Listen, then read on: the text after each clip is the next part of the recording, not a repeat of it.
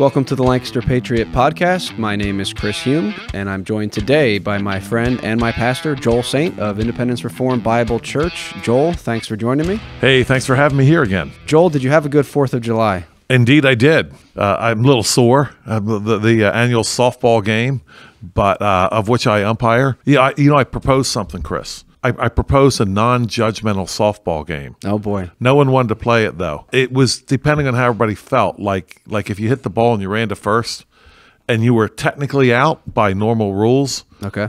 but you would feel better to be safe, I proposed that we could just have a softball game based on everybody's feelings. But the problem was going to be that the people that threw them out, Right. What about their feelings? Yeah, they would not be feeling good. So my proposal died very quickly, and we all decided that we were better off with judgment when it comes to playing a softball game. Okay. So now your initial proposal, is that how you pastor as well, non-judgmental pastor? Yeah. Actually, it's funny you ask that, because I've said again and again, we talk about judgment, right?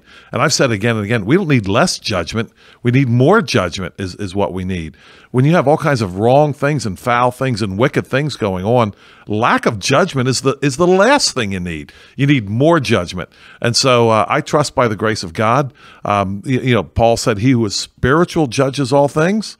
So I trust by God's grace I'm spiritual, and I trust by God's grace, according to his word, I judge. Plenty of judgment. Yeah, we need to use right judgment. Joel, you are a pastor, and you're also a dad, right? And a grandfather. Yep. How many? 26? 24, 2 more coming, which we're looking forward to. So as a dad and a pastor, do you know any good pastor jokes? I don't even hardly know any good dad jokes. The jokes about like turning off the lights and all that kind of stuff. I do know one pastor joke that I threw out at everybody. In fact, I don't think they took it too seriously. I don't think anyone were scared, but I told them that I was considering buying a T-shirt, Chris.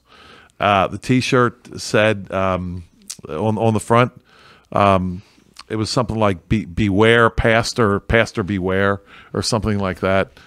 Anything you say can and will, or anything you say or do can and will be used against you in an upcoming sermon. Right. Yeah, that's good. All right. Well, I have two. I didn't come up with these, so if they're bad, don't blame me. But these are dad jokes and they're pastor jokes. All right. Okay, Good. You. So, Joel, did you hear who won the race between the Christian minister and the nun? And the nun, no. It was the minister, because he passed her a while back. Hey.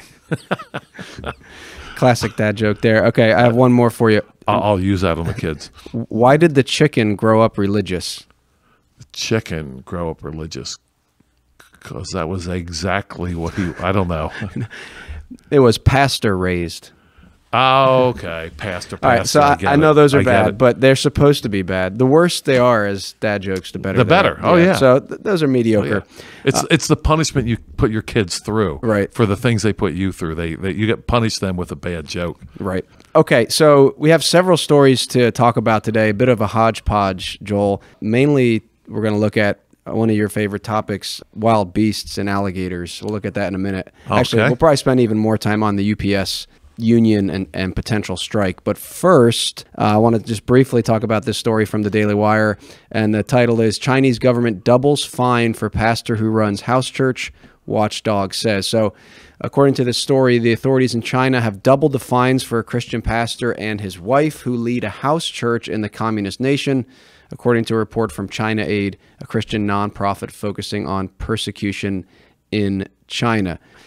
In China, for those who don't know, there's an official, it's called the Three Self Church, and it's sanctioned by the Chinese government. And if you want to go to church as a Christian under the approval of the civil government, you have to go to one of those churches.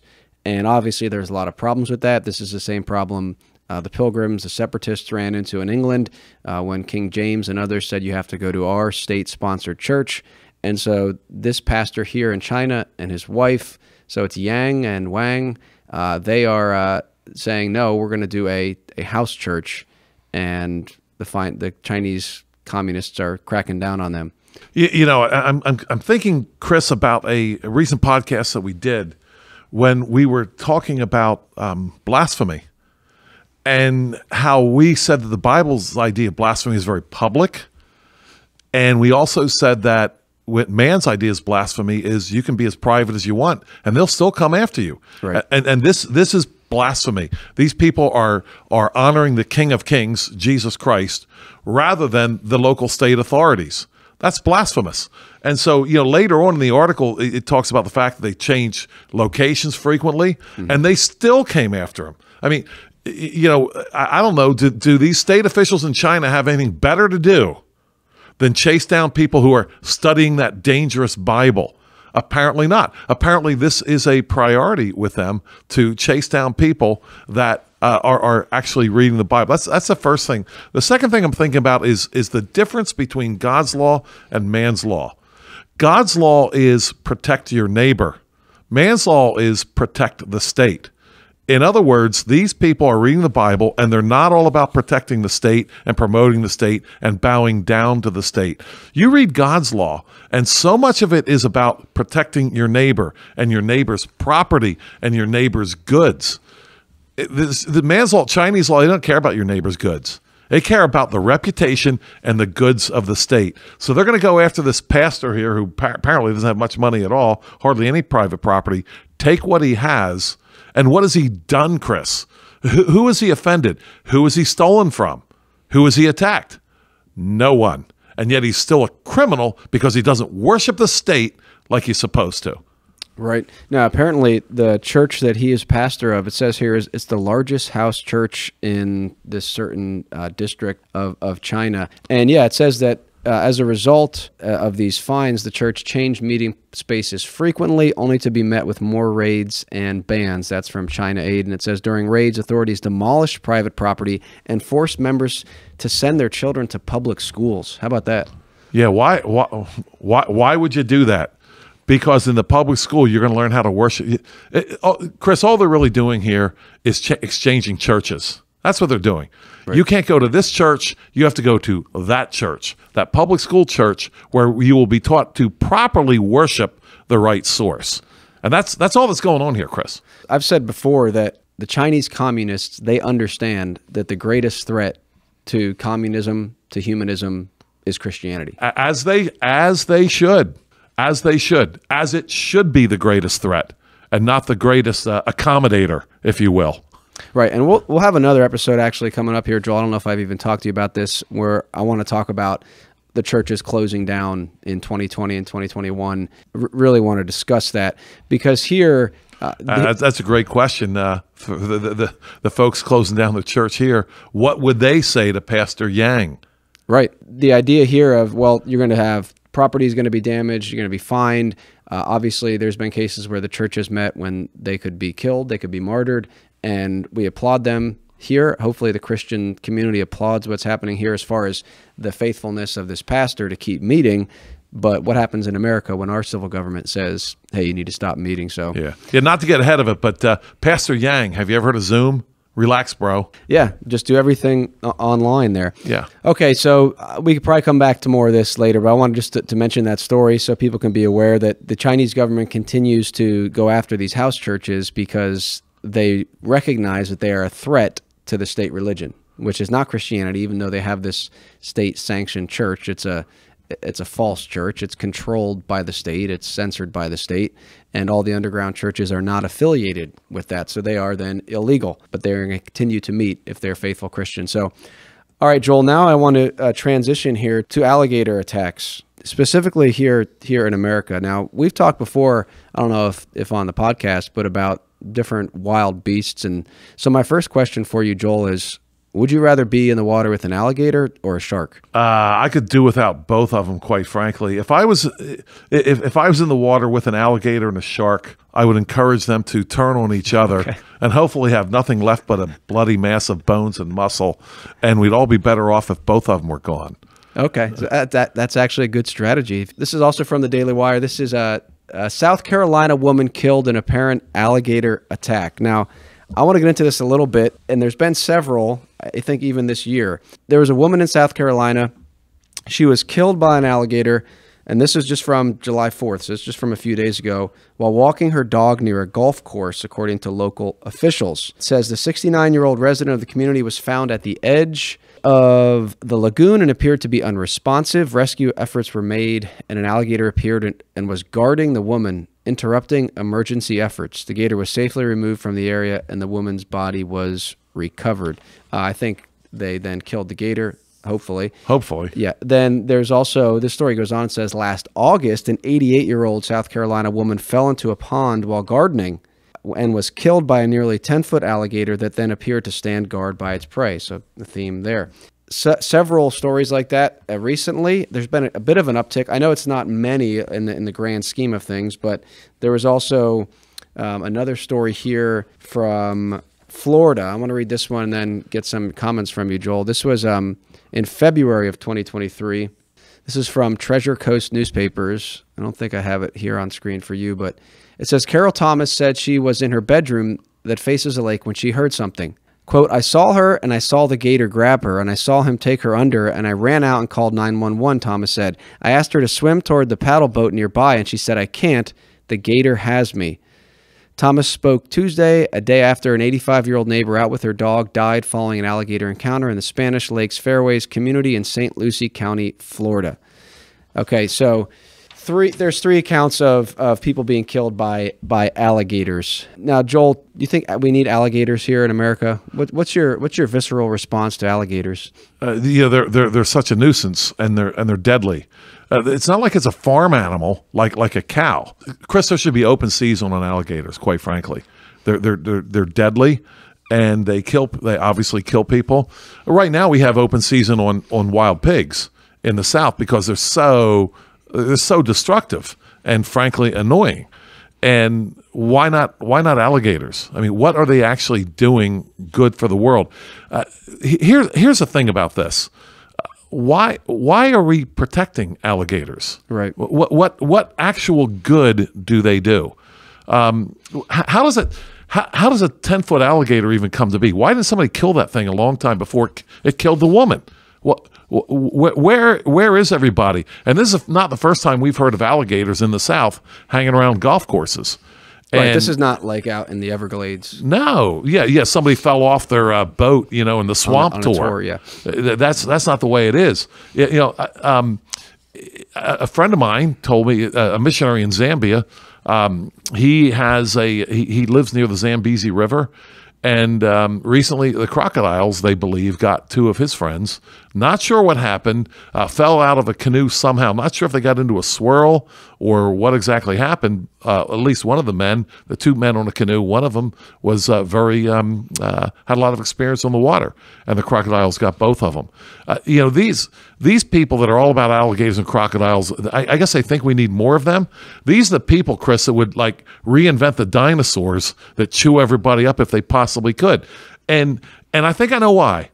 From Genesis 9, this is Noah after he gets out of the ark. And God blessed Noah and his sons and said unto them, be fruitful and multiply and replenish the earth. Next verse, Chris. And the fear of you and the dread of you shall be upon every beast of the earth, and upon every fowl of the air, upon all that moves upon the earth, and upon the fishes of the sea. Into your hand they are delivered. In other words, the animals fearing man is a good thing for populating the earth. Those that hate the earth being populated with people love the idea of the earth being populated by alligators and crocodiles. Yeah, and you mentioned dinosaurs, and I was thinking about that. I mean, I love wildlife and these wild beasts, but I like them because they're not around me.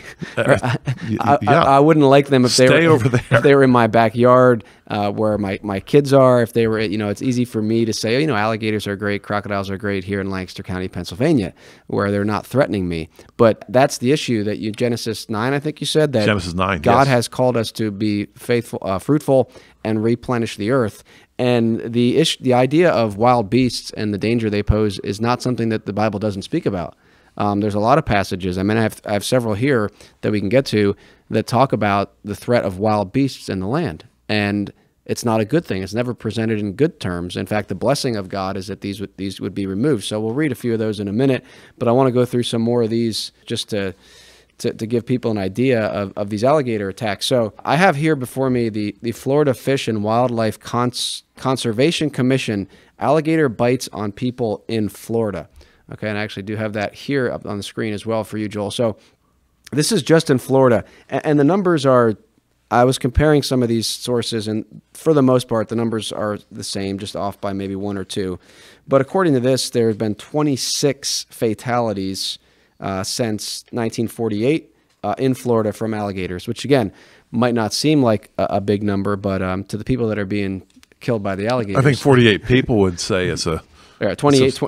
26. Yeah, since 1948. Oh, since 1948. Okay, yeah. So to them, it's a big deal. So I just wanted to read a few of these, okay? And I'm not going to read all of them, but let's see. Here we got one from 1984. Robert Crespi, 11 male, was killed while swimming in an unnamed canal in St. Lucie County on August 6, 1984. The responsible alligator was a 12-foot, 4-inch in length alligator. Again, not a small one there.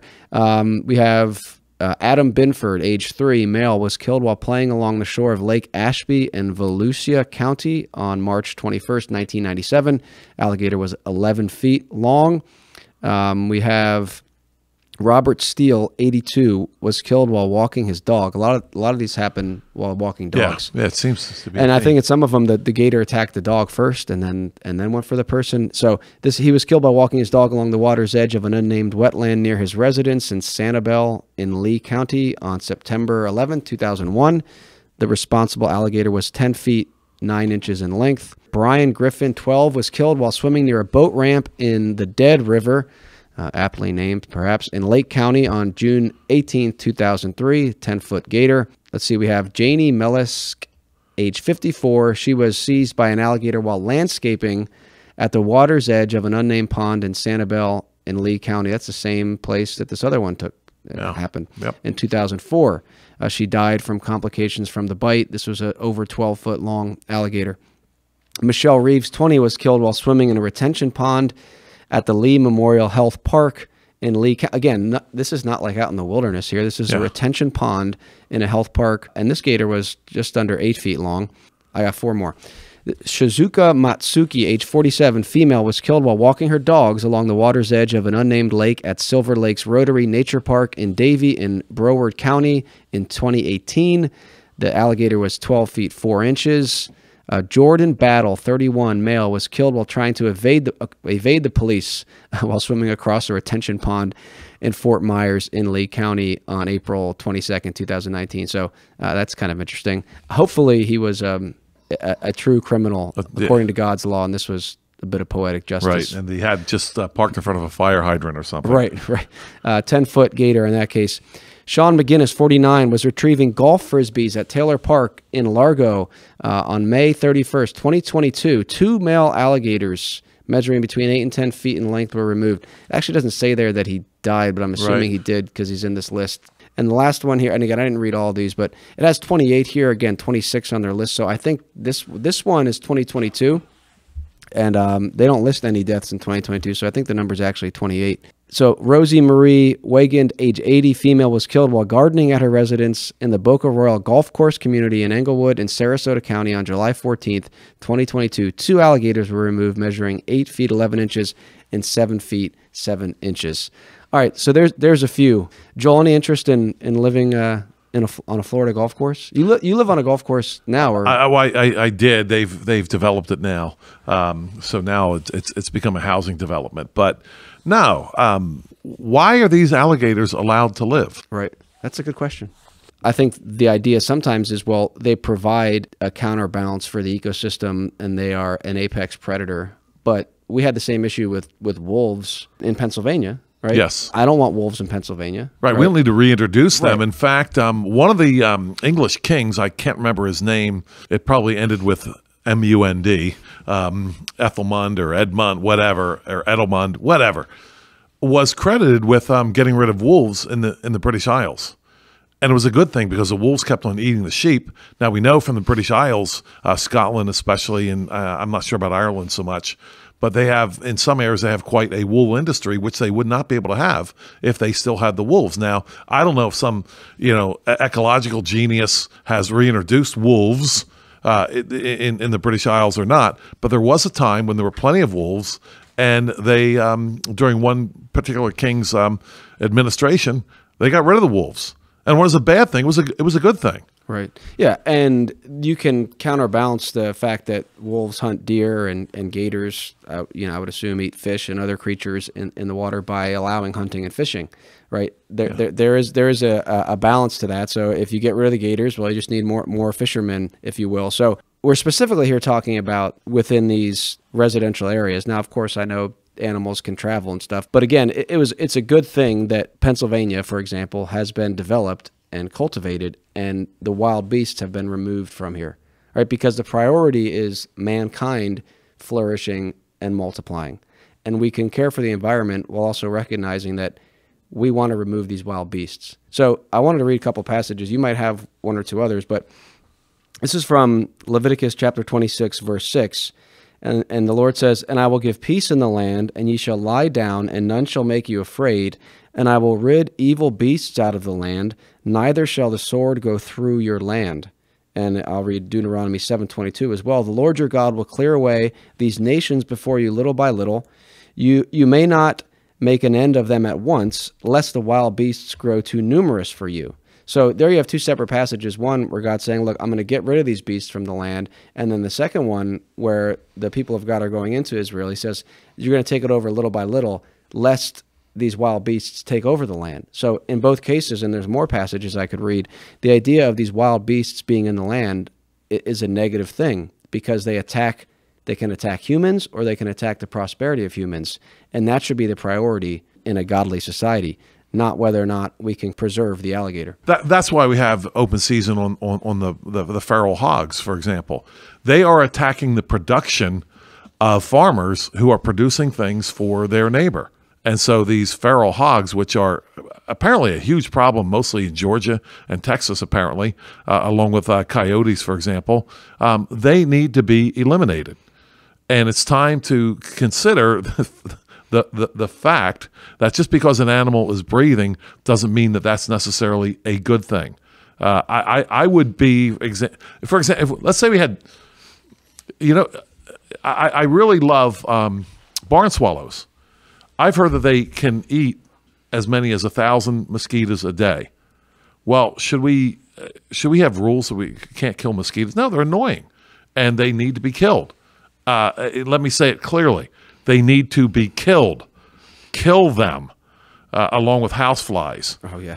Not to mention rats. Rats. Yeah. We don't have. Seriously, do you think if we didn't have any more rats tomorrow, that would upset the balance of nature, and we'd all be a desert in 2 years? I mean, why don't we just? If we had, we could have alligator farms, right? Absolutely. Right. I mean, I don't think that. I think alligators are pretty good at reproducing.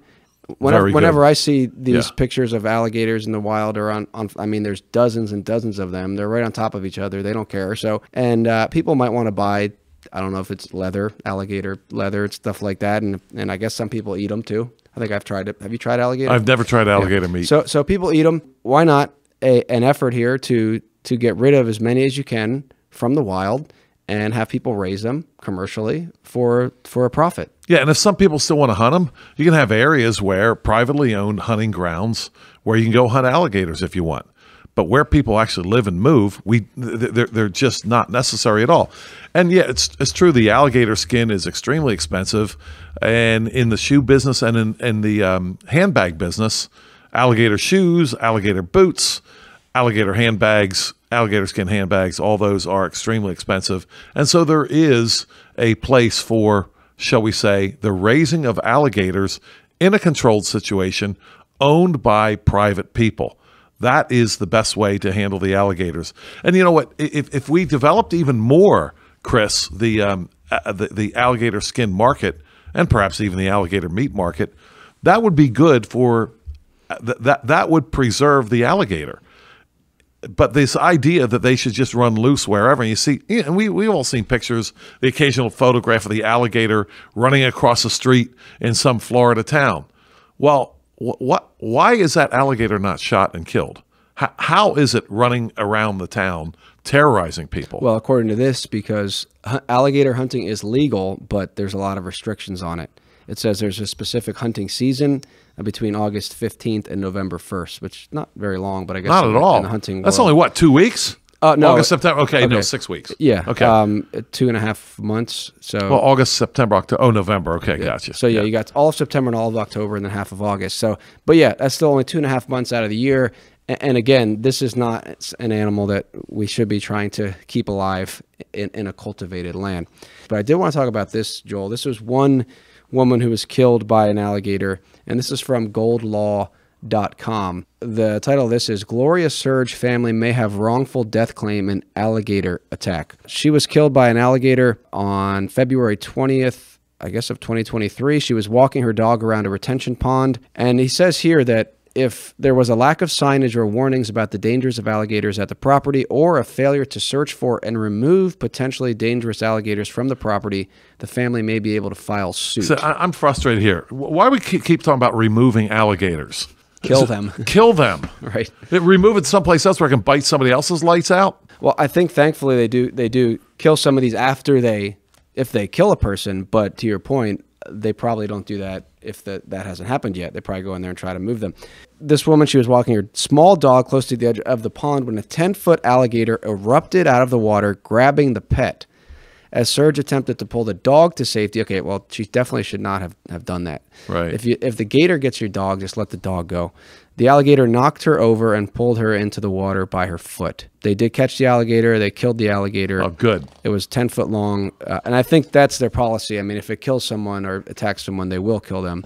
Okay. Now, the question here in this law article is the responsibility to have a safe environment. And he says it's not responsible to allow a 10 or 11-foot alligator to live in a lake where there are residents that have dogs, cats, and children exposed to that type of condition. On private property, the property owner has a very high duty to keep the premises safe for victims. I initially went to the parapet law in my mind. What's your thought on this? If you are a private property owner renting out these houses or you're managing the property, do you have a responsibility to deal with the alligators? You do have a responsibility to do everything you can. I believe that's the parapet law there in the Old Testament. You have a responsibility to do everything you can for the safety of your of the people that come on your property.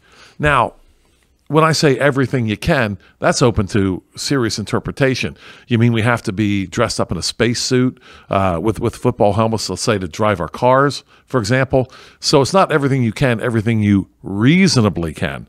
And that's going to be the law. I mean, the law, the codes that are written up have reasonable and reasonably all throughout them. Is it reasonable to be able to keep your people free from alligators that are 10 feet long? And I would have to say it's reasonable only if you're allowed to kill the things. Right. If you're not allowed to kill them, that's not reasonable. And I'm very intrigued by this statement here. On private property, the property owner has a very high duty to keep the premises safe for victims. How about public property? Do our politicians and the people that run our public property here, do they have the same burden to keep people safe? I'm just kind of curious. Yeah. Well, I think, and who do you sue if someone gets hurt on public property? The state? Now you're just suing yourself. Yeah. Well, I think part of the problem there is that we have this idea of public property in the first place that the state owns. Right. That's a problem to begin with. Makes it a big problem. But I think we would agree, and you could tell me if you don't, that there's an application here from the Old Testament. We have Deuteronomy 22:8, where it says, when you build a new house, then you shall make a parapet for your roof, that you may not bring guilt of bloodshed on your household if anyone falls from it. So the law there was, okay, they host you, and you've been to Israel and Palestine, yes. And people host people on their roofs. Yeah, all the time. And so the idea was you're inviting guests onto your private property, and you need to have a railing around some sort of barrier there, whether a high wall or the railing, to prevent especially children from just walking off your roof to their death. And in the Bible, there's no penalty for not building the railing. The penalty comes if, because of your negligence, and you invited people onto your property, and because of your negligence, they fell to their death. Again, reasonably, not someone stood up, jumped over the railing and died. Well, no, you did what you could to prevent that. So that's the principle here. And then also Exodus 21, specifically with animals. Now, this obviously is a domestic agricultural animal, if you will, but I think there's still principle here. But if the ox tended to thrust with its horn in times past, this is talking about the ox that gets out and gores someone, and this is picking it up kind of in the middle of the case law. If the ox tended to thrust with its horn in times past, and it has been made known to its owner, and he has not kept it confined, so that it has killed a man or a woman, the ox shall be stoned, and its owner also shall be put to death. Here's an ox that has been known to attack people, and the owner's been made aware of it, and he has not made reasonable efforts to keep it confined. If that animal then kills someone, well, now the owner's responsible, and even says he could be put to death. So how can we apply that to this case, Joel? Trying to take this general equity, apply it to these property owners, these golf course owners in Florida, where they have residents and they're renting or selling, leasing the land to, a lot of them are elderly people, and they know that there are alligators on the property. How can we apply this? In the case of the ox, not all oxen are goring people. In the case of the alligators, any alligator is a potential killer of any kind of a person, right, or an animal. So any alligator that's a decent size poses a serious threat potentially to a person. Sure it does. And I would say that the liability factor there actually increases the rights of the property owner, not decreases. Because if you're going to hold the property owner responsible, as you should, for an alligator, then you should, then if he really does own his property, and this is where the problem comes. Right. If he really owns his property, he should be able to kill the alligators off of it. Right. And I'm intrigued with, this is a big deal here, what you mentioned. You have to stone an ox. That would be kind of hard to do. You'd have to have an awful lot of people involved. You can't use the meat from it because the blood would be all mixed up plus you'd have to take the stones off and everything. It would be a kind of a really, really big deal, and it would be a lesson to everyone. Don't let this ox do these kinds of things.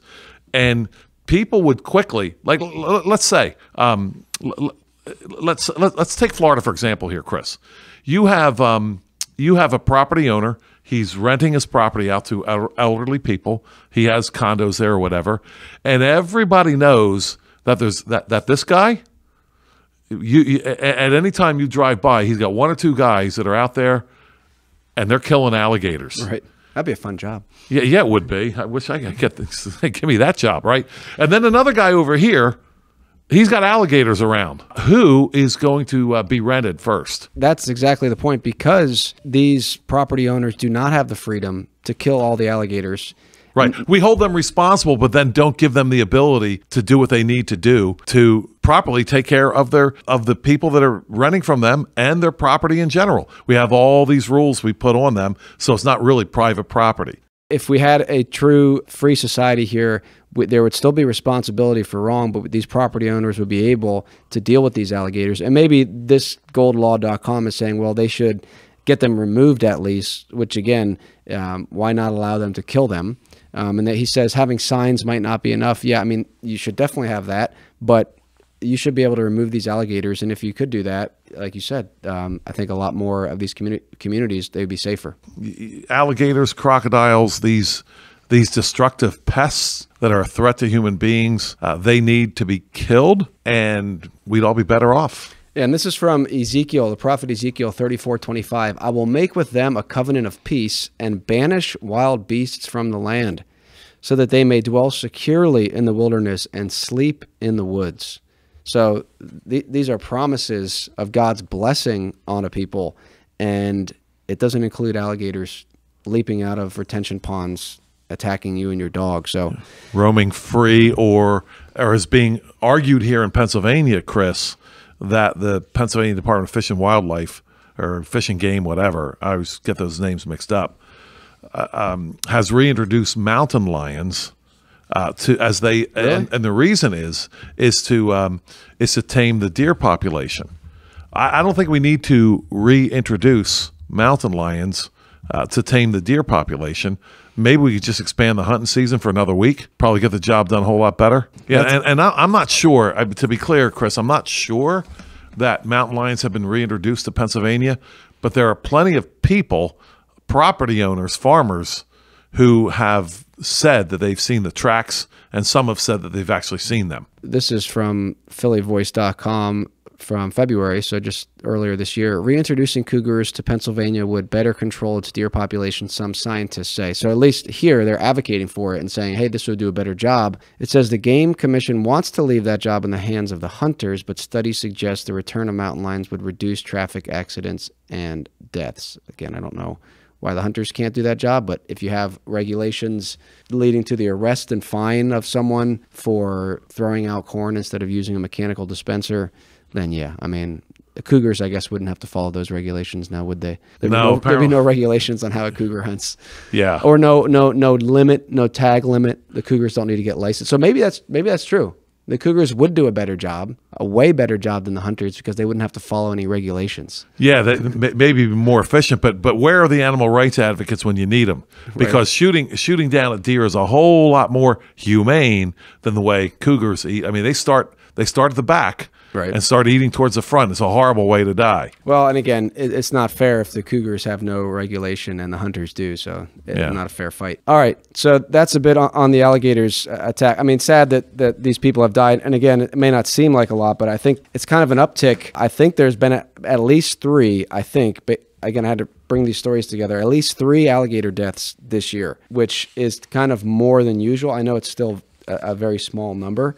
I know it's very anecdotal. But you mentioned something to me that perhaps we'll see more and more of these things, and it kind of as a withdrawing of God's blessing and protection, perhaps. Yeah, from what you read earlier there, Chris, from, I believe, Deuteronomy, it appeared as if as the population increased, then the wild beasts that eat them would attack them actually decreased.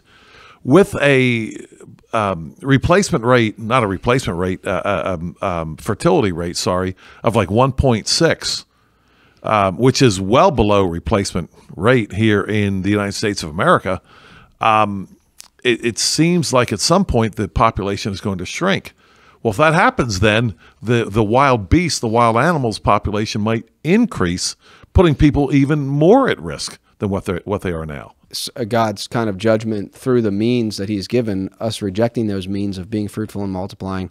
And yeah, when Deuteronomy 7, he says, I'm not going to remove all these enemies at once, lest the wild beasts grow too numerous. So the implication there is, if there are people there, they're killing the wild beasts, which is probably another part of our problem, like we've talked about, that we're not doing that. We're not taking dominion. We're killing human beings, we're killing babies, and we're trying to push for euthanasia, and we're carving up babies while we're trying to preserve wildlife. And again, I'm all for preserving wildlife to a degree, but we have it backwards. We're killing human babies left and right, and then we have regulations on killing alligators who are attacking human beings and killing them. So yeah, if you heard from the environmentalists, they'd rather have the humans dead and the animals alive, rather than the other way around. Yeah, I think it was Richard Dawkins who said that an adult pig is more human than a fetus, than a baby in the womb. I mean, that's the thinking and the logic of when you reject Christ. And he's one of the smart guys. Yeah, brilliant guy there. Okay, let's move on now to what's happening with UPS. United Parcel Service, what can Brown do for you? Okay, this is from Forbes from July 5th, so just a day or two ago. The potential UPS strike is part of a broader wave of labor unrest that's been seen across the country in recent months. Actually, Joel, and I'll have to read a little bit more of this quote here, because it mentions another group that's been on strike since May, and I wonder if you've missed them. It is the Writers Guild of America. Oh, man, what a heartbreaker. Yeah, so I guess these are the people that are writing Hollywood's films, and I read a little. I didn't look into that too much, but I guess the streaming service for some reason is causing a decline in their employment, and so they're complaining about the horrible conditions and pay when they have to write these scripts or whatever. So they want more money. So yeah, we're all suffering because I think we'd be better off if Hollywood just stopped making movies at all. Yeah, especially the bad ones they keep on making. By the way, speaking of unions, apparently there's a lot of other places making movies now, a lot of other areas beyond Hollywood, because of the union conditions that cost them so much money. So while we're talking about unions, yeah, even Hollywood weirdos understand the deleterious, if that's I'm saying that correctly, effect of unions. Yeah, I have a side note here on these writers of Hollywood movies, and I don't know where this one movie came from, but have you seen the movie? It's from 2016. It's called The Finest Hours. It's about the Coast Guard rescue. Okay, it's a decent movie, and I actually read the book, The True Story, to my kids, and it's 1952. There's actually 2 oil tankers that are off the coast of Cape Cod. They're in Cape Cod, and they both split in half. Both oil tankers. Did they collide or? No, they had poor structural integrity. Okay. And both ships on the same night, same storm, split in half. Huge oil tankers. How close were they together? Maybe like 5-10 miles. I'm not sure. So pretty, But in the area, but far enough away that they had to send out different teams to each ship. And this was 1952? 1952. Okay, and it's called The Finest Hours. Yeah. Now, and the book is, by the same title. So, but in the book, obviously, books are always better than the movie. They're always better, yeah. In this case, more accurate, and this is what I wanted to share because it kind of annoyed me. In the book, at the moment, kind of right before all the action takes place, the main character, Bernie Weber, is going out on their little rescue boat with 3 other guys. They have to cross the bar and the sandbar, and there's these huge waves because you got waves coming in both direction and just chaos and extremely dangerous. This is still considered the most dangerous Coast Guard rescue in history. And so they're going out in this boat to attempt the rescue. So it's a very dramatic moment. In the movie, they're going out and they start singing a song to kind of break the tension as you're going out. You maybe could going out to your death and you're with your brothers, as it were, in the Coast Guard. And so you're going to sing, as usually in the movie, they start singing these sea songs about girls or whatever. Oh, I met an Irish woman, this or that. And it's like, when I was very upset when I saw that. One, I mean, I think it's kind of a stupid song, but more because that's not what happened. And the book, you'll love this. In the book, I just want to read this part. It says, as the lifeboat pitched along a canyon of waves, Weber and his crew spontaneously began to sing. They sang out of a combination of determination and fear through the snow and freezing sea spray. Their 4 voices formed a harmony that rose over the howling winds. Weber could think of no more poignant hymn to fit the situation they found themselves in. A hymn. Rock of ages, cleft for me, let me hide myself in thee. Let the water and the blood from thy wounded side which flowed be of sin the double cure, save from wrath and make me pure.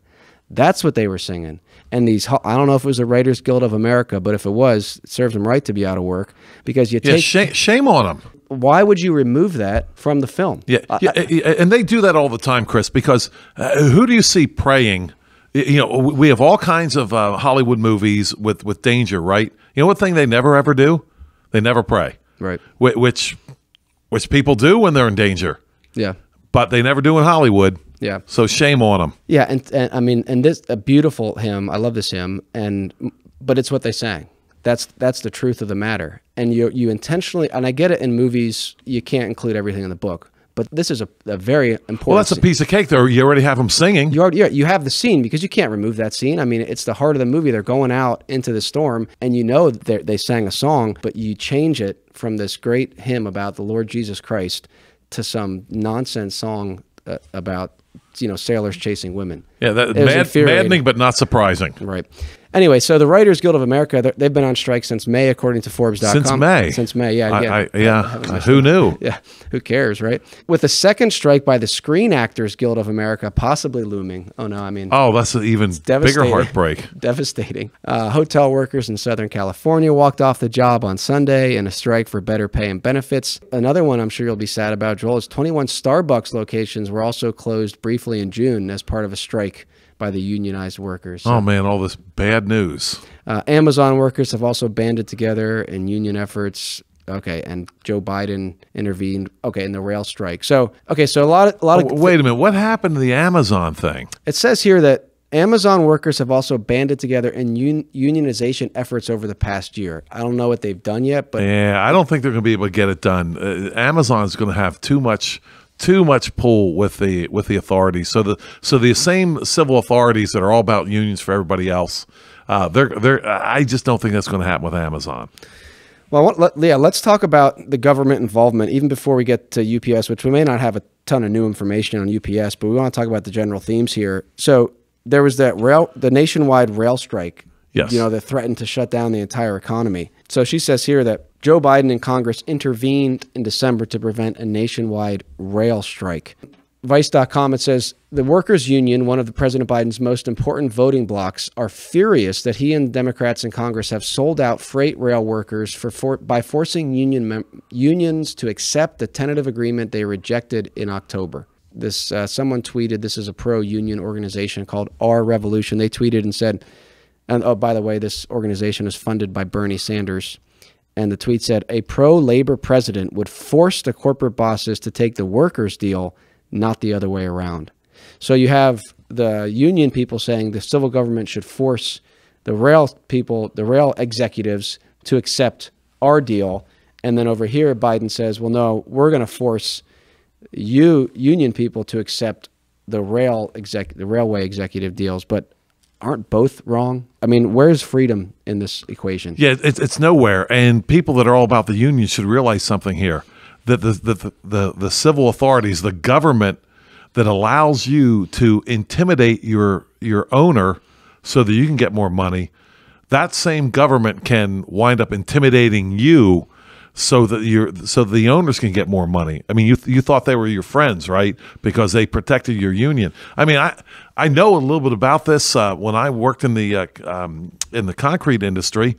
I still remember we tried to, for the company that I worked for at the time, we tried to decertify the union. And I was in management, so I was not a union member. But Chris, I remember getting a list from our lawyer about what we were allowed to do versus what they were allowed to do. And our list for what we were allowed to do was extremely short and it's qualified. You're allowed to do this, but the list for the union guys, that was not qualified. That was extremely long. They were allowed to do this and this and this and this, all kinds of stuff that we couldn't do. So it was never a fair fight at all. So now the same government that protected the union guys back then is now going against them. Here's the thing. If we just would read our Bibles, and Matthew 20 for example, has a parable about laborers. And in this parable, there's some amazing things in here. I want to talk about this for just a moment, because what happens is a vineyard owner, that's important, he owns the vineyard. It's his vineyard, his grapes. He goes out and he hires some people, and Christ even says for the kingdom of heaven is like a landowner who went out early in the morning to hire laborers for his vineyard. So twice, landowner, his vineyard. Now, when he had agreed with the laborers for a denarius a day, he sent them into his vineyard. And he went out about the third hour and saw others staying in the marketplace. And it goes on. He hired, there's 3 hiring initiatives here at different times during the day here in Matthew 20. And he promised them each a denarius. And they all agreed to it.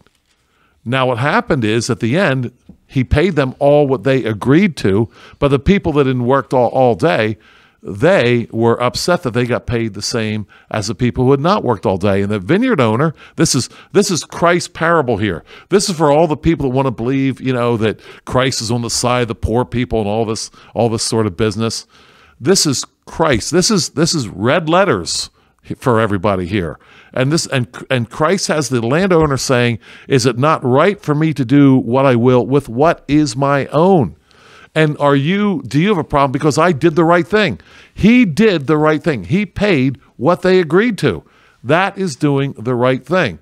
But what Christ is aiming at here, he's aimed at covetousness and wanting your neighbor's goods. Right. We should get more here. And that 10th commandment does not get enough credit, or it doesn't get enough ink in our modern thinking here.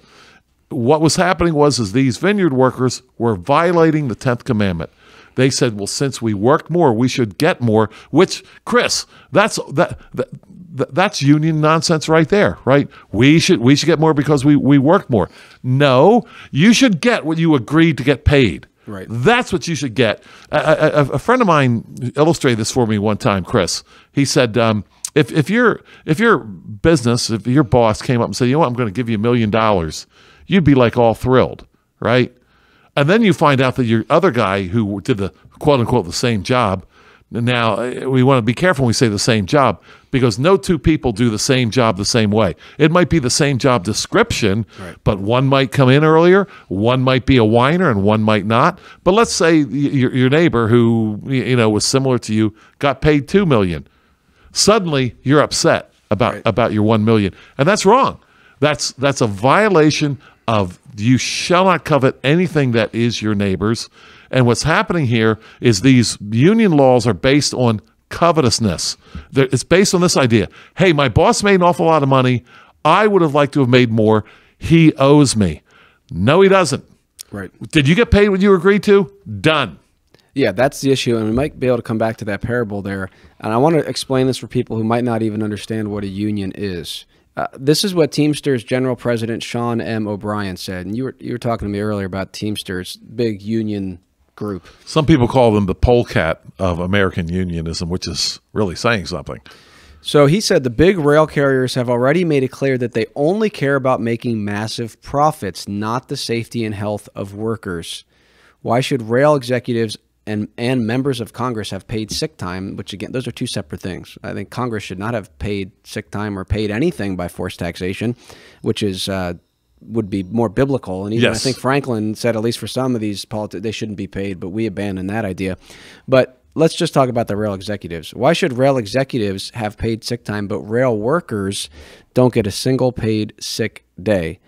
If Congress is going to take over this process, they need to include paid sick days. So, okay, this is a big union guy saying, the reason we're doing this is because we just want what's fair. Right. Okay, so the unions come together, and tell me if this is a good explanation. You have more experience with it than I do, but the unions come together and they say, okay, we're going to represent this group of workers. Let's say they're the rail workers, and we are going to try to bargain with the owners for more money. So far, that would be fine, right? Yeah, a bunch of people get together and they bargain. There's nothing biblically wrong with collective bargaining. So let's start there and build up then. So, okay, so in that sense, there's nothing wrong with the union. If people come together and they say, hey, we work on, whether it's for the Writers Guild of America or Starbucks or whatever, and we've come together and we say, these are the terms that we want. Now, if they said, these are the terms we want, and if you don't give them to us, we won't work for you. That's fair, right? Yep. All right. Sure is. Most employment's at will. I mean, as long as they're not breaking any contracts, sure. If they come in the next day and say, look, here's what I want. If you won't give me this, I resign right now. I mean, that's fair. Well, you're right. As long as we're not breaking an existing contract. If it's at will employment, right. If there is a contract, you don't have to fulfill it. You can say, look, once my contract's done, I'm done if you don't meet these things. So with that in place, with no breaking of contract, and for a lot of people, their employment's at will. So it'd be like you going in and saying, look, I want this amount of money, and if I don't get it, I'm done in 2 weeks, or I'm done right now. 2 weeks notice is kind of the respectful thing. But if it's at will employment, the employer doesn't need to give 2 weeks, neither does the employee. Right. So far, okay, nothing wrong with that. Now, when does it become a problem, Joel? When do unions become a problem? What other apparatus are brought in there to make this a problem? Because people saying, this is what I want from my I want paid sick days, I want this raise, I want this much vacation, and then the employer deciding whether or not to agree with those demands. That seems fair. When does this become a problem? Yeah, it becomes a problem, Chris, when violence is introduced and when violence is protected by the state. Again, nothing wrong with collective bargaining, but when you can punish someone, let's say you walk away then. You say, you know what, I'm not going to do this job anymore. Fine. But then you get to use violence on the picket line and threats to keep your neighbor from doing the same job that you walked away from. It's no different from see two little children playing with a toy, or one child playing with a toy. One child gets tired of the toy and walks away from it, and then another child goes and grabs the toy and starts playing with it. And the first child now suddenly wants it. Right. So how in the world is it moral in any biblical sense, or any sense at all that I can think of, to say, I don't want the job, and oh, by the way, I now have the right to keep my neighbor from doing the same job. And so that's where it becomes wicked and wrong, using violence and intimidation to keep your neighbor from doing the same job that you did. You know, I want to talk about the horror and the wickedness of it all. I was involved in when I was in the concrete business, we had a lockout, and I can't remember what year it was. In any case, what happened was the union, their contract ran out in the middle of the summer. I think it was like the end of June. Well, that's our busy time. So they know what they're doing. They know they have the most negotiating capability during our busiest time. So what the company that I worked for at the time did, they said, well, you know what, we know what you're going to do. We're going to lock you out in the meantime. So we locked them out, and they were walking the picket line. Now, lockout is just simply, which the company was allowed to do. You can't work here anymore. We're going to hire other people. Now, so we had some other people, other drivers come in and drove concrete truck for us. I myself drove a concrete truck during that time. So we brought other people in. They drove. They, quote unquote, broke the picket line or whatever. Meanwhile, the company that I work for, and this is pernicious, had to bargain in good faith. Now, what business is it of the states to make this company bargain in good faith? And what's bargain in good faith? You know what it is? It means they had to keep on sitting down at the bargaining table. And if the offer from the union was reasonable, then they had to take it. That's what that means, right? According to who? Reasonable. Yeah, we got back to reasonable again. And so they should have been able to say, you know what? You guys quit. We're done. Right. We're hiring other people. If you want to be hired again, you can come work for us. Fill out an application. Yeah, fill out like everybody else. And you know what's pernicious about it, Chris? This makes me angry to this day. When the union guys finally said, "Okay, we'll go back to work," and they got no concessions from the company at all. They didn't get anything they wanted. They got nothing. Okay, they got nothing. Nothing what they were saying for. They got their old contract. That's what they got. You know what we had to do? We had to hire the guys. We had to hire the guys that went on strike that were walking the picket line just days before, right, and fire the guys that got us through. You had to do that because of the civil government's laws. Yeah. Wow. That's horrible. So that's a good example for people who don't understand this, that what you just talked about there. You had people, these concrete truck drivers, essentially quit their job. Mm-hmm. I mean, we're not working. Yep. And that's the issue here. We'll get to it in a minute, actually. And then you had other people come in and said, hey, we'll work. Yep. And then the civil government forced the company to cater to the union. Yes. And then fire the guys who had said, hey, we'll work. UPS is why we kind of got on this. And we're recording this on July 6th, and Lancaster stands up. And you're right, Joel. It was East Petersburg. Here it is on their Twitter. This is from just 33 minutes ago. We were out bright and early this morning supporting Teamsters members at their practice picket outside UPS in East Petersburg. We'll be back there this afternoon. Sign up and let us know you're coming. So, I mean, I tried to sign up because I didn't know where it was, but they did not ever email me the location. I guess they knew who I was, but now we know where it is. So if you want to stop by, Joel, it might not be a bad idea. I know maybe I'll go too. It's this afternoon. That could be interesting. So, but I wanted to bring this up because Lancaster stands up, says UPS Teamsters deserve more. And it says last year, UPS made $100 billion in profits. I thought that's not true. I thought they had $100 billion in revenue. Revenue. Now, do these people not understand that revenue is different from profits? Right. I mean, like they're paying their UPS zero. Yeah, they're not paying them anything, right? Everybody's working for them for free. Right. All the suppliers work for free. Right. Oh my word. Yeah. Oh, this is terrible, Chris. Last year, right there it is. Last year, UPS made $100 billion in profits. Oh my word! How do they get away with this lie? Yeah, that's Lancaster stands up, and then it goes on and says, now UPS is trying to make sure that workers don't get to share the wealth that they help to create. So apparently, UPS doesn't share it, like you said, any of that money. Now they don't pay anybody. These guys anything. don't get paid like a paycheck. Yeah, they don't get paid. That's why they're out striking. Give us a paycheck. Even worse, they're trying to create division across the workforce by pitting part-time and full-time employees against one another. On and on it goes. So apparently the contract deadline is July 31st. I think. Who is this from? Is this from Lancaster Stands Up? This is Lancaster Stands Up. Oh, they ought to be ashamed of themselves. This is Pennsylvania Stands Up, but they're sister organizations. Yeah. The Twitter page was Lancaster Stands Up. So yeah, it's the same. That's Jonathan Matthews Smucker. They're pitching this like, hey, we're here to help these poor UPS employees because they're not getting any money from UPS. Yeah, this is an ongoing thing. It says that there's a stalemate right now. The contract talks break down. I don't know if anything else happened today, but we'll see what happens. What do you think is going to happen with the UPS strike, though? Do you think they'll come to an agreement? I think they will come to an agreement. The workers are smart enough to know. I mean, the union heads aren't, I mean, they only care about money. Let's talk about what the union does. Okay, Christ said, and I saw this when I worked in the concrete industry, and it was a Teamsters union there, Chris. Christ said you can't serve two masters. You're going to love the one and hate the other, or you're going to cling to the one and despise the other. And this is what I saw happening with the union guys. They clung to their union and they despised, Chris, the people who were actually paying them, because it was like, oh, the person who was actually paying, giving them the job, they became the bad guys. And that's what the union people do. And they talk about the greed of the employer, but there's nothing like the greed of the union fat cats who do nothing. They are producing nothing, Chris. Right. And they're gleaning off the union dues that you have to pay for your representation, which many of them don't even want.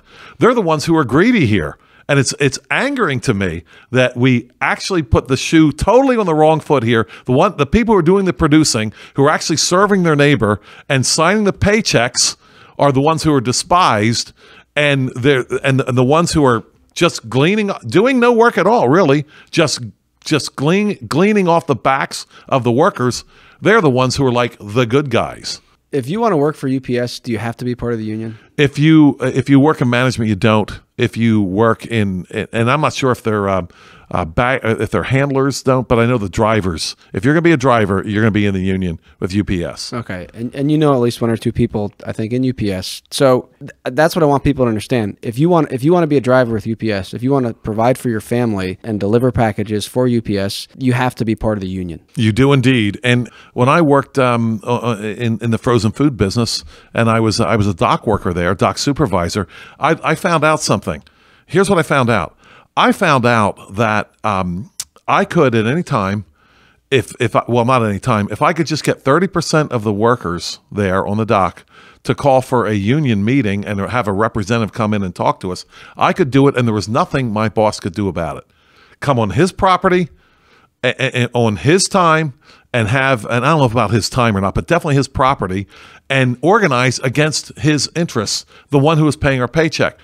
I looked into it. I also found out that if I talked to someone, let's say from National Right to Work, who's anti-union, if I called one of them on, right, and had them come in and speak against the union, Chris, that would be an unfair labor practice.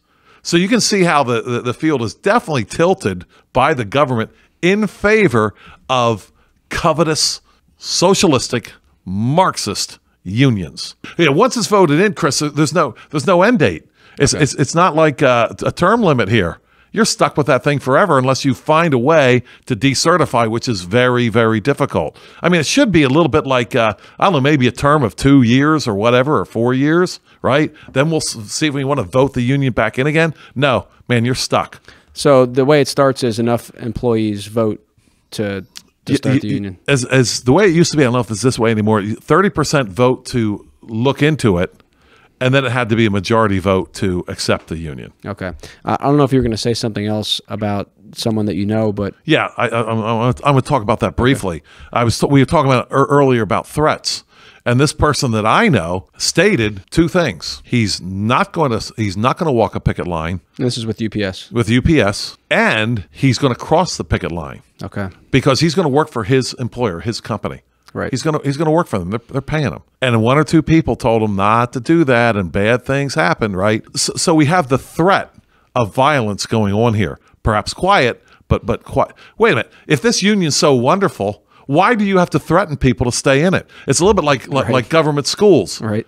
Why are you forcing me to pay money to keep the government school doors open if it's so wonderful? Why wouldn't I just want to send my kids there if it's so great? Right. So I have some quotes from Gary North. I don't want to get into too many of them, but he says that this term right to work laws, it was coined in the early 1940s when anti-union forces gained an effective weapon. So they used that term, right to work.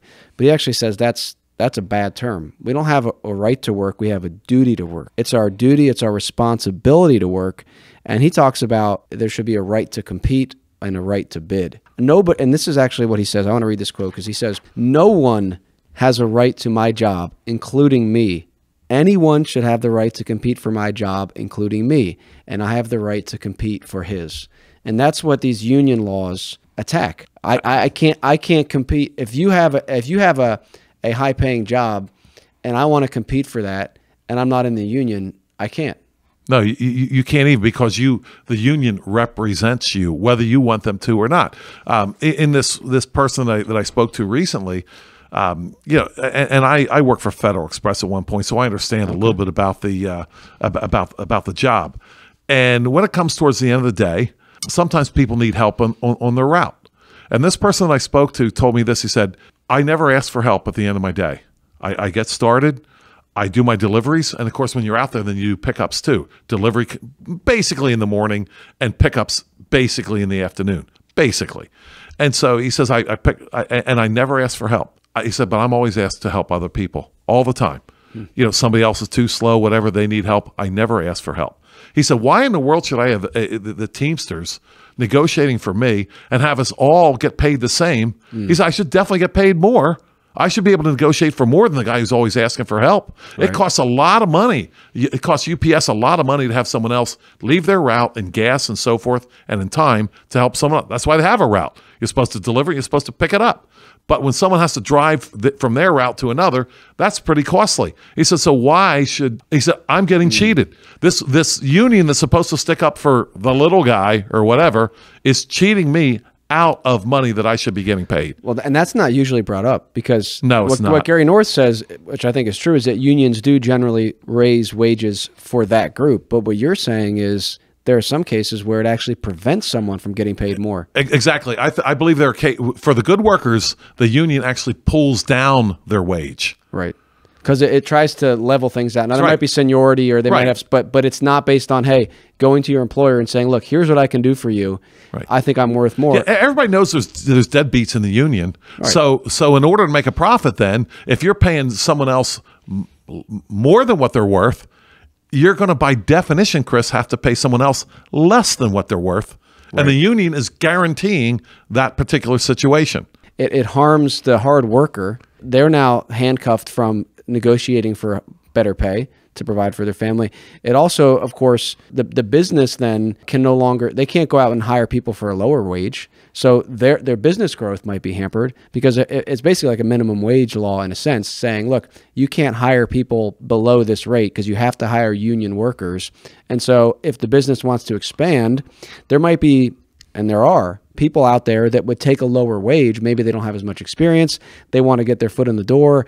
And now the business itself, the UPS, for example, is prevented from expanding and growing and creating more jobs because the government says you can't hire people at that rate. And that is wicked. And that's where, in that parable, the property owner, I don't know if you want to mention a couple other things about that, where, the property owner is free to pay what he wants, and the laborers are free to accept it or reject it. That's right. And at the end of it, he says, I'll read it. When they had received it, they complained against the landowner, saying, these last men have worked only 1 hour, and you have made them equal to us. Oh, there's our equality thing there. Oh, boy. You make them equal to us who have borne the burden and the heat of the day. Not fair, they said. But he answered one of them and said, and he's going to say, yeah, it is fair. I'm going to tell you it is fair. It's just. And the Bible's about justice anyway, not about fairness. Friend, I am doing you no wrong. Did you not agree with me for a denarius? Take what is yours and go your way. I wish to give this to the last man the same as to you. This is what I want to do, and it's mine. And we know it's his, because the next verse says, is it not lawful for me to do what I wish with my own things? Or is your eye evil because I am good? In other words, the charge against the landowner was equality, not injustice, Chris, or not breaking of a contract. Right. No, you aren't being fair by my definition. And according to this parable by Christ, fairness by your definition does not enter in. What enters in is, did we both keep both of our ends of the contract? And that's it. Right. Nothing else enters in here. To use that parable as an example, at the end of that day, the people that bore the brunt of the day, they could say, you know what, we're not working for you tomorrow because there's no contract here. It's just a one-day thing. And we're going to do a strike. And we're going to refuse to work for you unless you pay us more. That's legitimate, right? And so a strike, again, I just want people to understand, that we have to think through these things biblically. The concept of collective bargaining is not evil. A strike is not evil. If you're not breaking a contract and you say, hey, I refuse to work. If all the UPS guys were like, hey, we're resigning and we're not going to work anymore until now, if they are truly that valuable to UPS, then they'll hire them the next day. Yep. If, however, there are plenty of other people that can do the job, they won't. They'll hire those people. But there's nothing wrong with a strike. The problem is when the person striking argues that his right to actually not work and his former employer does not have the right to hire someone else. That's when it becomes a problem. You know, in that parable, they say, hey, we're not working for you and you're not allowed to hire anybody else. That's where it's a problem. And the only way you can have that happen is if the civil government comes in and forces it. Yep. And this is the problem when the civil government gets involved, and it's not in punishing evildoers, but in regulating people's freedom. That's where we have a problem. So people, I think most people, and as Christians, we need to understand that this whole issue with the unions and strikes, the only reason it's a problem and it's an area of contention is because the civil government has gotten involved. Otherwise, there's no problem with strikes. There's no problem with people saying, look, we fulfilled our part of the deal, you know, whether this is at-will employment or we had a contract and it's over, and now we refuse to work unless you pay us whatever amount you want. If the employer doesn't want to do that, that's their choice. It's pretty simple. Yeah. Is it not right for me to do as an employer what I will with what is my own? Yeah, freedom for the employer, and then we can't overstress this freedom for the employee. Yeah. It messes things up here, Chris, in this sense. Minimum wage laws are horrible. Union protection is horrible. Here's why. A wealthy man, and I love wealthy men. I've had good jobs. Right. Generally speaking, in my history, I haven't been a pastor all my life. Generally speaking, in my history, the more wealthy the owner was, the more I was getting paid.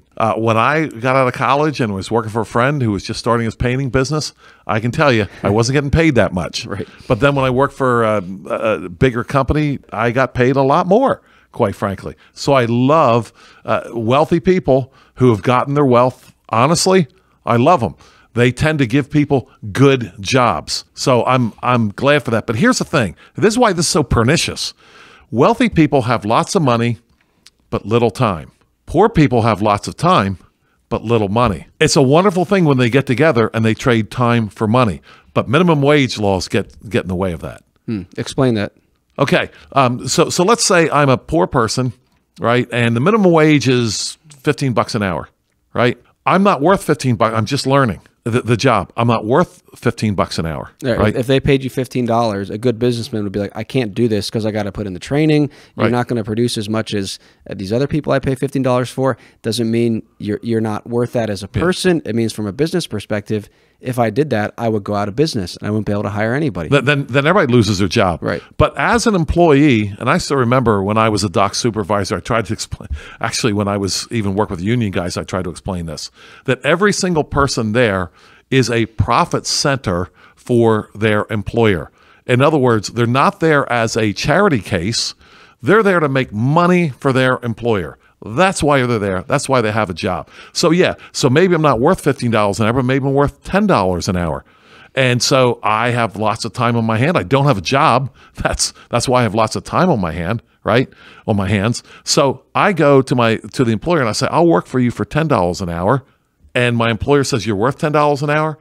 I'm willing to work $10 an hour, but a minimum wage law gets right in the middle of that and says, no, you can't do it. So you hurt the employer and you hurt the employee with that kind of a system, which is what we're doing right now, which is horrible and wicked. And yeah, that's another issue, but they are related to the union because it's the government coming in and manipulating the freedom to work and the freedom to hire. That's right. And to negotiate. Chris, it stops my ability to even work extra time. For example, right now the laws have to, time and a half overtime has to be, right? Well, what if I'm worth, let's say I'm work for $20 an hour. What if I'm worth $20 an hour, but I'm not worth $30 an hour? Well, then I can't work. Then I can't work any extra time, right, to improve myself. The employer is going to cut you off at that 40 hours. That's right, and say you can't work any overtime. Whereas if you were allowed to pay $20, yeah, you can work as many hours as you want. I could give myself, if my employer was okay with it, which he would be if I was worth $20 an hour, I could give myself a 10% raise overnight simply by working 10% more hours. Right. And the employer that wants to make money, again, there's nothing wrong with wealth. I mean, he'll pay someone, up to where, as long as he's still making a profit. Just generally speaking, if you can make your employer $25 profit, there's no reason he wouldn't pay you up over $20 an hour. Yep. As long as you're still, he's still making a profit. So you have the freedom to do that. But again, like you mentioned in the union, you can't go higher with the minimum wage. You can't start lower. So this is an attack on freedom. Yep. And if we get a chance to go to this thing, I know this will be released afterwards, but if we go this afternoon, I want to talk to these Lancaster Stands Up, Pennsylvania Stands Up people and have them explain to me why this is helpful when you're preventing people from earning more money. I think it'd be a good conversation. I hope we can do it. Okay. Anything else on unions? Hopefully that helps people. Again, if I had to summarize it, there's nothing wrong with collective bargaining. There's nothing wrong with refusing to work as long as you're not breaking a contract. There's nothing wrong with making peaceful demands and say, look, if you don't pay me $300 an hour, I'm not going to work for you. Whatever. You can make any demand you want as long as you're not threatening violence, and the employer can accept or reject any offer they want. That's true freedom. And of course, the problem with these people that want to push the unions is that they think that the government getting involved will actually make things better, when it makes things worse, because the government is abandoning their biblical duty to punish evildoers and is getting involved in the market. So we got to be able to think about this. Obviously, this impacts a lot of people. So we'll see what happens with UPS here. Any final word for you, Joel? Just one final word. The unions were introduced to stand up for the little guy because they were being, oppressed by the barons and by the carpetbaggers and by all the rich guys, right? So why are the professional athletes unionized? They aren't the small guys. Food for thought for sure. Well, for more on Pastor Joel, go to irbc.church. And I will just say, if you've never heard your pastor from the pulpit talk about economics, talk about minimum wage, talk about these principles, that's an issue. Pray for your pastor that he would apply the whole counsel of God. One of the things I appreciate about you, Joel, is that you are not hesitant to apply the Bible to all of life. And I think we have this idea in our mind that stuff like this about unions and minimum wage, that shouldn't be taught from the pulpit. That's political. But you just read from Matthew chapter 20 about something that applies directly to this. And we have lots of economic proverbs, for example. So this stuff applies, but pastors aren't teaching it. Now, we haven't talked too much about this specifically, Joel. I mean, we've talked about other things with, homosexuality and transgenderism. I mean, I have one more question for you, I guess. Why do you think things like this they're not as controversial? Is it just a general mindset that is just totally, that we don't apply the Bible beyond? Like, why can't we have more sermons on unions and minimum wage laws? Yeah, I think a couple reasons. One is that it increases my responsibility. It's a lot easier for me to not have an opinion. I'm just a pastor, Chris. I can't talk about unions and minimum wage and economics. I'm just a pastor. So my responsibility just got a whole lot smaller, which is great for me. Just keep on paying me the same, and after a while, I won't talk about anything except maybe John 3:16. Right. That's the first thing. The other thing is just as pernicious.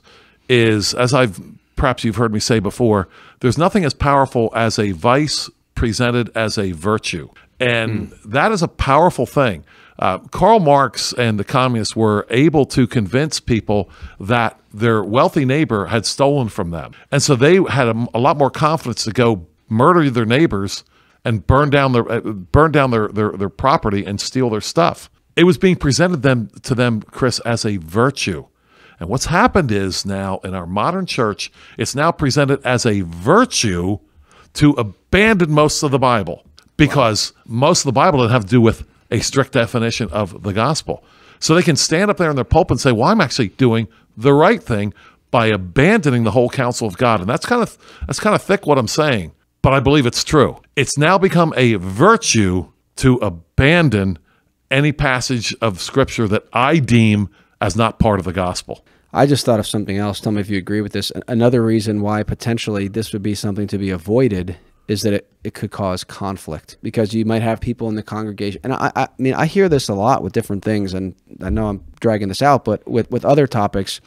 And a lot of times it's in larger churches where you'll hear things like, well, the pastor or someone says, well, the pastor doesn't want to talk about that because there's so many different views in the church on it. This could be an example of that. If you have a large church, you probably have people that are in the union, and we could have a separate discussion. We've kind of touched on it, that you could be in the union and be willing to still keep working. And because you're kind of, in a sense, you're forced to be in the union if you want that job. If you want to provide for your family, here's a job opening, you have to be in the union. But you can say, well, I don't support the civil government forcing these things, and I'm going to go keep working for my employer if the union strikes. But you still have people, some people might not have thought about that much. And so if you teach on this, or if you teach on minimum wage, well, now you potentially can cause conflict. People might leave the church.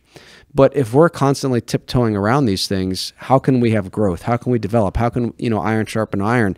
And I think you've mentioned something to me the other day about the broader cultural issues and churches being unwilling. Pastors, you said to me, I think if pastors are unwilling to go out into the culture and confront, the sin of sodomy or abortion and hit that head on as a pastor, as a shepherd, leading the way, protecting the flock. If pastors won't do that, what makes us think that they will come and confront us when we're in sin, or say, hey, this is what the Bible teaches about unions or minimum wage law? If they won't confront the forces of darkness out there, why would they confront those people that are paying their paycheck, essentially? If the pastor is just being comfortable, like I'm not going to go beyond my comfort zone. I'll preach against certain things, but I'm not going to do anything about them because it's uncomfortable, then why should I trust that same pastor who's supposed to watch for my soul? Because if his standard is comfort, he's not going to come to me when my soul's in danger if it's beyond his comfort zone. Okay, much more we could say on that.